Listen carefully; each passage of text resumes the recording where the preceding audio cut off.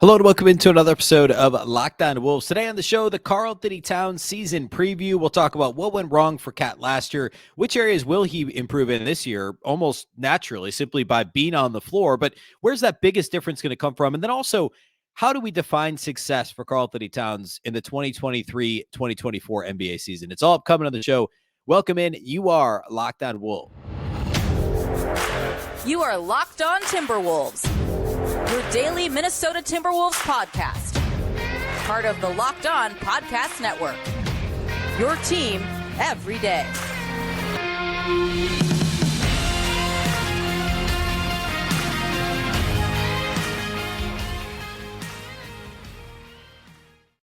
And welcome to the Locked On Wolves podcast, part of the Locked On Podcast Network, your team every day. My name is Ben Beecken. I'm the host of Locked On Wolves. Today's episode is brought to us by our friends at Gametime. Download the Gametime app, create an account, and use the code LOCKEDONNBA for $20 off your first purchase. Happy Tuesday, everybody, and a big thank you for making Locked On Wolves your first listen every day. Of course, this show is free and available everywhere, including YouTube, as well as all of your favorite audio platforms. Wherever you like to listen to podcasts, you can find Locked On Wolves. You can also watch on the Locked On Sports Minnesota app on both Roku and Amazon Fire TV. And you can follow on X, the artist formerly known as Twitter, at Beecken and at Locked On T-Wolves. Don't forget the T. All right, today is the second to last installment in our player preview series. We're going to talk all things Karl-Anthony Towns on today's show. We only have Anthony Edwards left to go. We'll likely do that one on Wednesday, but we're going to talk Cat today. And what I want to do with that is start by talking about Cat's season last year. And obviously, this was the most challenging season of his career from an on-court perspective. Obviously, he, the tragedies in his personal life surrounding his mother's passing and all that happened that COVID season. I'm strictly meaning on court. And in terms of injuries, it's the most number of games he's ever missed. And the numbers he turned in were also the worst of his career. In a lot of ways, hands down. And many of the efficiency numbers, his worst since his rookie season. And at the same time, there were a couple of areas I thought he pretty clearly improved in. And some of them are quantifiable, others less so, at least not necessarily by traditional statistics. So I want to break all that down, what I saw from him last year, and then we'll talk about the areas that we're most likely to see measurable improvement this year for Cat. And lastly, we'll get into how do we define success for Karl-Anthony Towns this season?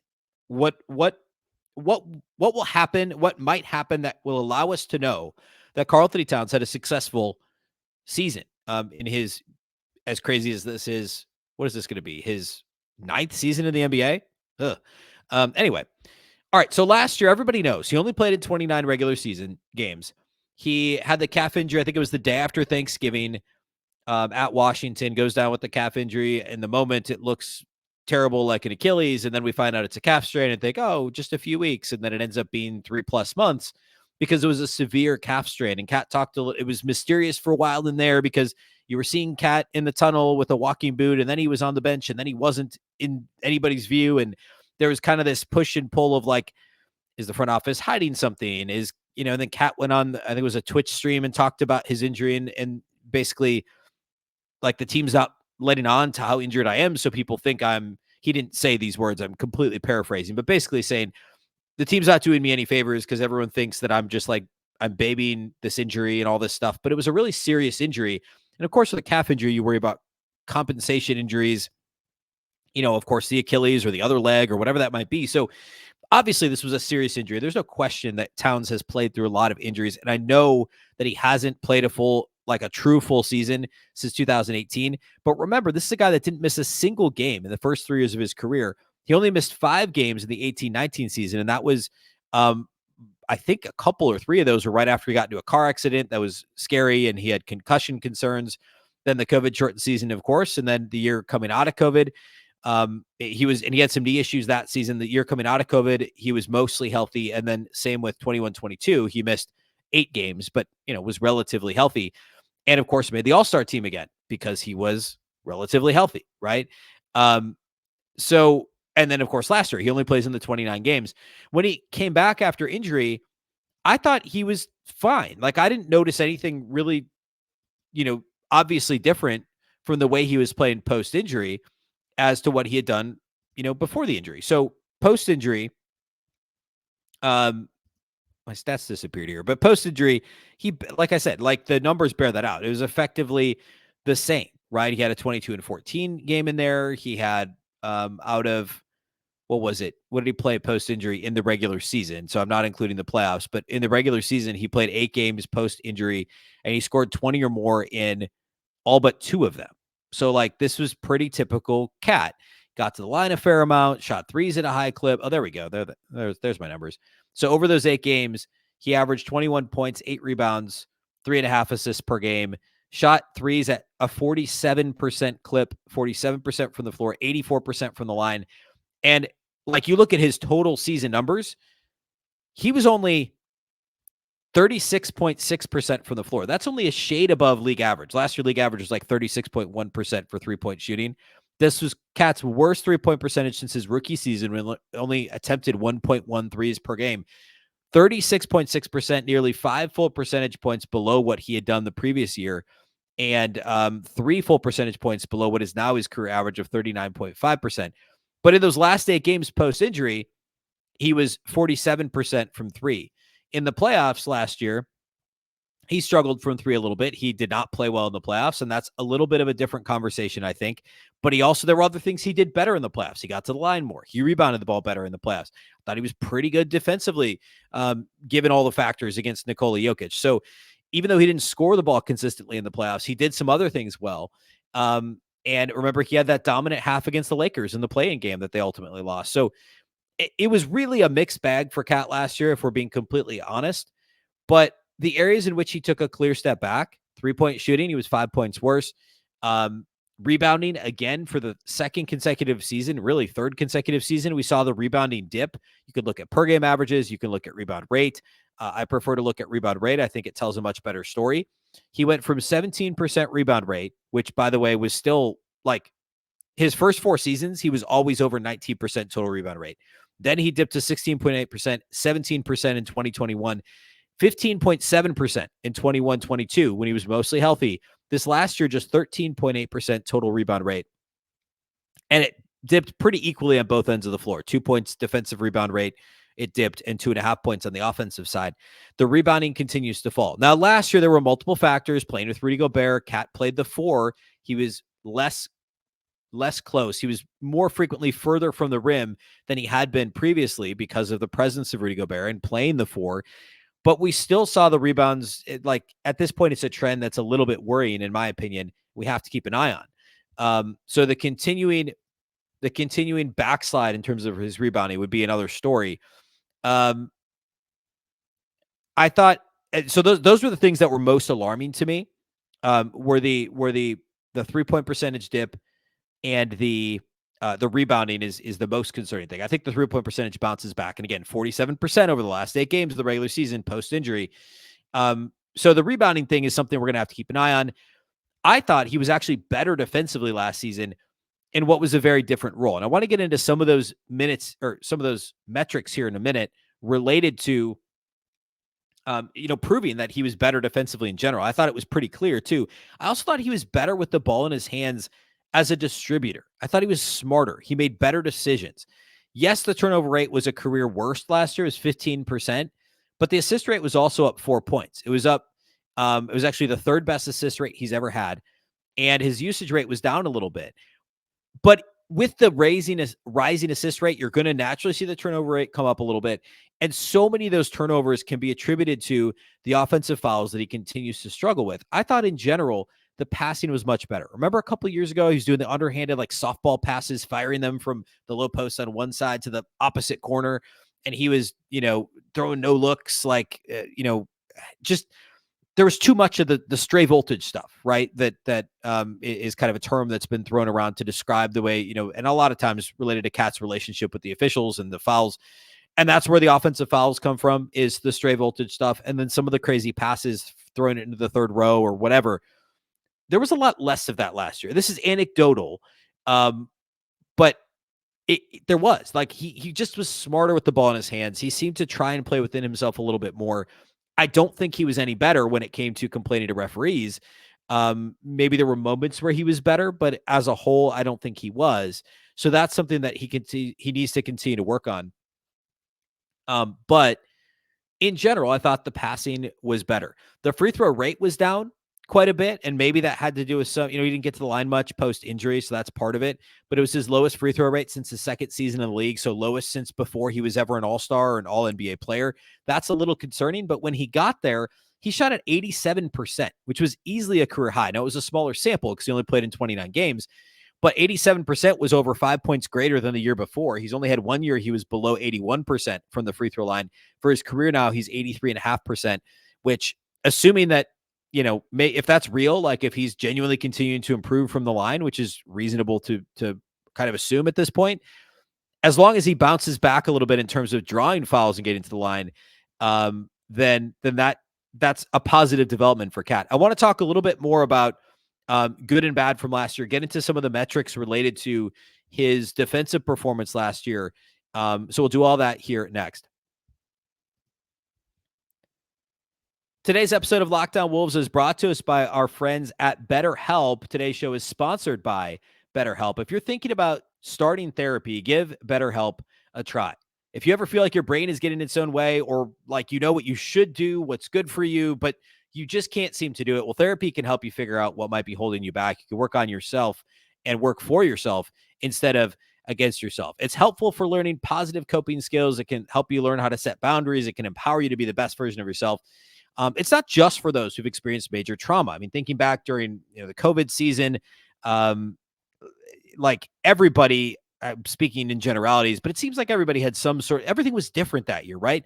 And that was when I first started kind of focusing on my own mental health. I had never really done it before. And now I've realized how important therapy can be. And so if you're thinking of starting therapy, seriously consider giving BetterHelp a try. It's entirely online.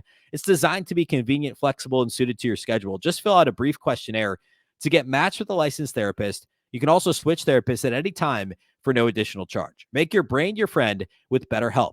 Visit BetterHelp.com/LockedOnNBA today to get 10% off your first month.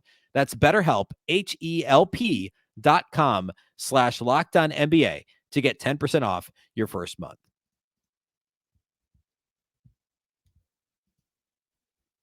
A big thank you once again for making Locked On Wolves your first listen every day. Of course, every day, as we still have one more player left in the player preview series, and that is, of course, Anthony Edwards. So we're going to get to him here on Wednesday. Later this week, the Timberwolves play. They actually do play today. The preseason game is today against the, I believe it's the Israeli team that they're playing today. So actually Wednesday, we'll do the post-game pod for tonight's preseason game on Tuesday. And then Thursday, we'll get to Ant's player preview. And then the preseason schedule is almost over. I think they've just got the one more game after they play on Thursday. So Friday will also be a post-game pod. So that's the rest of the week. Mapped it out for you right there. Wednesday post-game pod from the Tuesday preseason game. Thursday, we'll do the Anthony Edwards player preview. Friday, we'll do a post-game pod from Thursday night's game at Chicago. And that's the rest of this week. Next week, we'll gear you up for the regular season that starts middle of next week. So lots upcoming on the show. Lots to be excited about here as we inch closer to actual real live regular season NBA Timberwolves basketball. All right. Let's continue the Karl-Anthony Towns preview here. I talked about I thought his passing improved. I thought his defense improved in a different role. Concerned a little bit about the rebounding that continues to trend downward. And by the way, this is a complete side note on the rebounding. In the Knicks game on Saturday, I actually thought Cat did not do a good job rebounding the ball. There were a couple of boards that the other team, that the Knicks just got around him. Mitchell Robinson and Jericho Sims and guys that gave him trouble. There were a couple that between Rudy and Cat, they were getting out rebounded. It's a continuous problem for the team as a whole, but Cat's got to do a little bit better on the glass. That's my number one concern for him. Obviously, beyond health would be the rebounding stuff. I think the shooting numbers will bounce back. And by the way, I talked before just a few minutes ago about the free throw, the free throw percentage. That's what helped his overall efficiency numbers. The effective field goal percentage last year for Cat wasn't great. It was certainly down, but it wasn't awful. Like, he's had a couple worse seasons than what he turned in last year from an effective field goal percentage perspective. Also, true shooting percentage was in line with what he did a couple of years ago. Again, down from last year, down from the year prior to last, I should say, because of the 3-point shooting problems and also not shooting it well in the paint comparatively. But in general, the effective field goal percentage and true shooting numbers weren't awful. It just, compared to what we're used to from Karl-Anthony Towns, it was down a bit. Talking about his defense here just a little bit. No matter how you slice it, I thought he improved defensively last year in a different role. And that's, to me, the biggest concern with playing Cat and Rudy together is actually on the defensive end of the floor. It's funny because they were still a top 10 defense last year. But remember, Cat only played 29 regular season games. So they were, what's that difference? 53 games where Rudy played without Cat for the most part. And this team was really good defensively. So what do the Cat Rudy minutes look like defensively moving forward? Offensively was a bigger issue last year, but that's going to get figured out on a macro level. These guys are too talented offensively, Cat, Ant, Mike Conley, to not figure things out. I think defensively, can the Wolves do a good enough job utilizing Cat to his strengths? And remember 2 seasons ago when the Wolves blitzed a ton in pick and roll coverage and they had Jared Vanderbilt and Patrick Beverley just like getting in guys' faces on the opposing offenses. Cat was pretty good at blitzing pick and roll. He's never been good in drop. So I think we see more blitzing this year when Rudy's off the floor. I actually think that's a better coverage for Naz Reid too, because you can take advantage of his nimbleness, of his quickness as a big, and also his length when you're blitzing. He's got a similar physical profile. He's a little bigger than Jared Vanderbilt, but he's more nimble as a big. He's got quicker feet, and yeah, he can block shots. But I think you use him as a Jared Vanderbilt defensively, and I don't think he's the defender of Vando. He's obviously not going to defend in space like you can get away with Jared Vanderbilt, depending on some matchups. But I think you can get away with Naz blitzing on the perimeter and Karl-Anthony Towns blitzing on the perimeter and playing drop with Rudy. The other thing the Wolves did a lot with Cat last year was kind of try and hide him on the lower usage guys on the opposing team, and that you can see that in the numbers from last season. Our friends over at B-Ball Index. bball-index.com do a fantastic job. I use their stats a lot. And there's a couple of different things over there that I thought were pretty interesting. His Cat's defensive position versatility last year, which is an estimate of a player's defensive versatility based on the profile of positions that they spent time guarding. Last season was 71st percentile, graded out as a B. The year prior, the 21-22 season, his defensive versatility was a 48th percentile or a C. His defensive role versatility, which is based on the profile of offensive roles they spent time guarding in partial possession data, was a D 2 years ago, 33rd percentile. Last season, it was a B plus, 79th percentile. He did more different things defensively, and I actually think that helped him. Instead of just saying, hey, Cat, you're going to drop every time, we're going to have you try some different stuff. We're going to have you guard pick and rolls out in space. We're going to have you switch. We're going to have you, we're going to hide you in the corner on this lower usage guy. Like that sort of thing kind of worked last year for Karl-Anthony Towns. And in general, so like you look at the overall B-Ball Index number, his defensive impact, according to B-Ball Index last season, Karl-Anthony Towns was a B+. 2 years ago, it was a C-. Now, there's a lot of things that go into that. And of course, if you drill down into some of these other metrics, like, for instance, ESPN's real plus minus, which is my favorite kind of all-encompassing metric, actually gave him an F last year, a -2 on the defensive end of the floor, 14th percentile. But all the other, for the most part, most of the other advanced metrics, the catch-alls, if you will, liked his defense. He got a B+, a 79th percentile in box plus minus.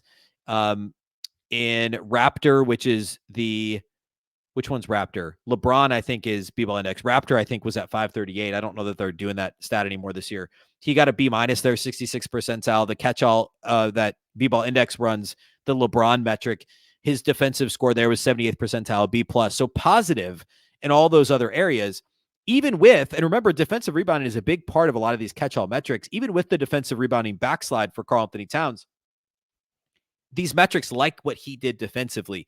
And part of that is the versatility of role. Part of it is we saw the steal rate was actually down a little bit too, but it kind of maintained. The block rate was down. But because the Wolves as a whole performed better with him on the floor defensively than they had in previous years, a lot of that's because of Rudy Gobert roaming the back line, right? We've already talked about how Rudy had a bit of a down year himself too. So we have to give Cat a little bit of credit for not being just an absolute sieve defensively last year. Like, and I know that sounds like a low bar, but that's his reputation, right? You listen to any of these national broadcasts and people talk about Cat's defense. Most of the advanced metrics would say he's been okay defensively for a lot of his career. In space, not great. In drop, not great. But he can hold his own in certain situations. And the Wolves did, I think, a pretty good job of trying to hide him at times when he was on the floor with Rudy. And I think we'll see more of that this year. But the story is that the defensive metrics have really improved for him just year over year, right? Like just 21-22 to 22-23. What was the big number I gave? He was a B plus in defensive impact this year at B-Ball Index, a C minus 2 years ago. And the other thing, well, we'll talk about the number one area he's got to improve in next, and a couple more kind of predictions and what I think we'll see from Cat this year. And that's how we'll close the show.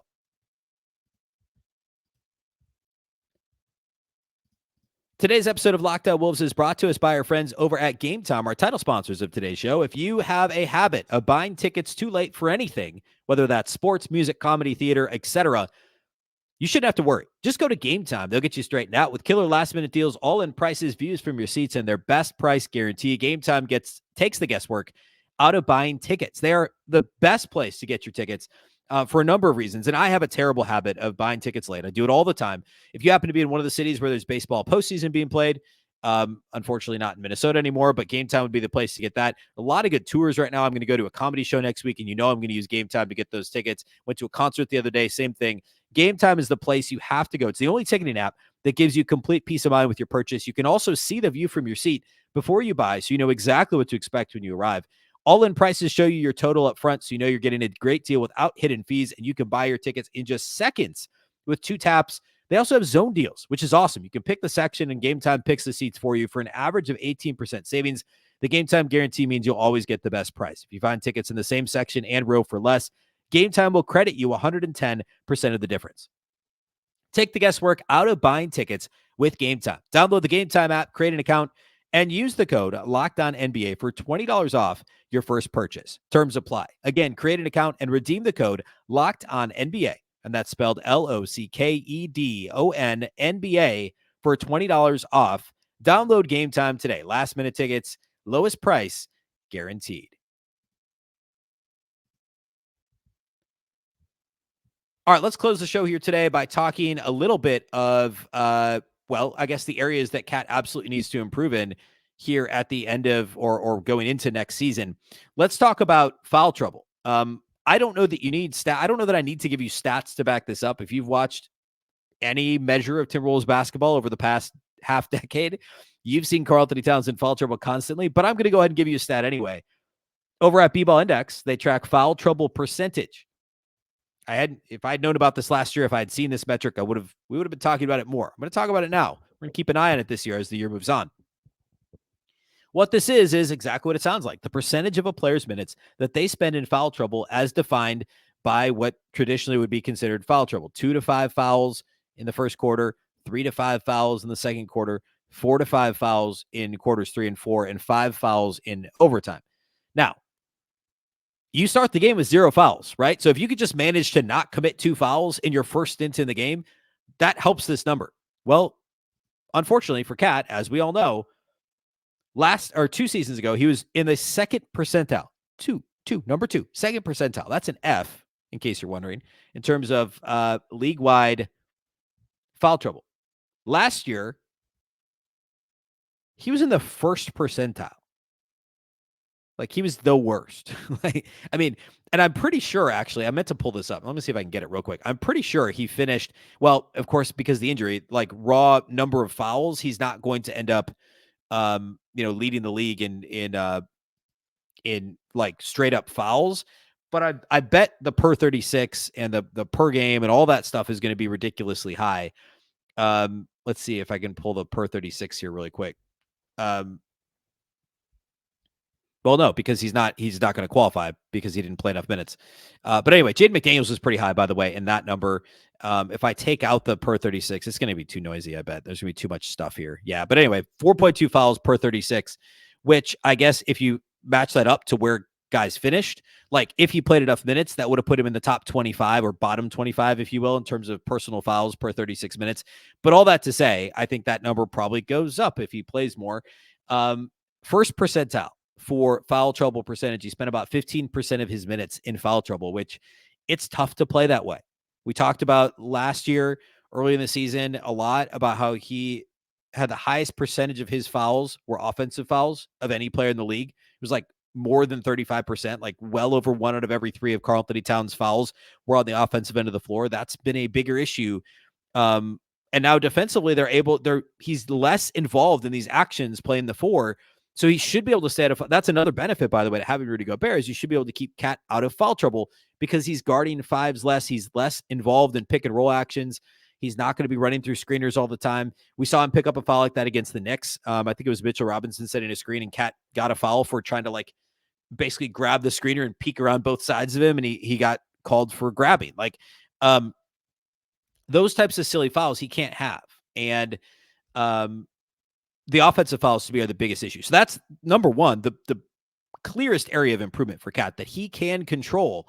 There is a bit of the self-fulfilling prophecy where he thinks he's going to get called for fouls, and so he assumes every foul is a bad call, and then refs do call him. I don't think he gets a very fair whistle, but that doesn't mean Cat can't control his reaction and the way that he plays. Like he can control most of this, right? So that's the biggest thing. I also think there will be some natural progression to the mean in terms of his three-point shooting. He's going to have a good shooting year, I believe. Rebounding would be the other area he's really got to commit to improving. Even if he's playing the 4 more often this year, he's going to play some minutes at the 5 with Naz at the 4. He's got to rebound the basketball better this season, especially on the defensive end of the floor. That would be the other area that we've got to pay attention to for Karl-Anthony Towns. In terms of how to define success for this season for Cat, I mean, this team's got to win. They've got to be in the upper 40s, like 48, 49 to 50 wins. And Cat has to rebound the ball better. He's got to shoot 40% from 3. And he's going to be an all-star if that's the case. If this team's on a 50-win pace and Cat's putting up 20-9 or 22-9 and shooting 40% from 3, you better believe he's an all-star again. And it's hard to not see that as a successful season. The NBA as a whole, and I could rant for a 30-minute show on this, Cat has his reputation is not fair. What's deserved? I think it's fair to acknowledge that the Wolves have not won consistently with Cat as their best player, right? The first playoff season was Jimmy Butler. The last couple of seasons, you can be like, oh, well, Ant and all this other stuff, which Cat's got to get more credit, especially for 2 years ago, the season when they were the 7th seed and took Memphis to 6 games. Cat should have gotten more credit for that season than he did nationally. I don't like the way that the national media looks at Karl-Anthony Towns. I just don't. I think he's better than what people believe that he is, especially nationally.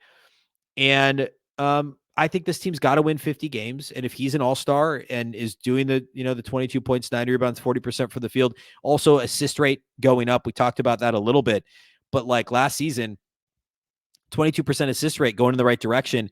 And his assists per game going up again last year. 4.8 was a career high in terms of assists per game.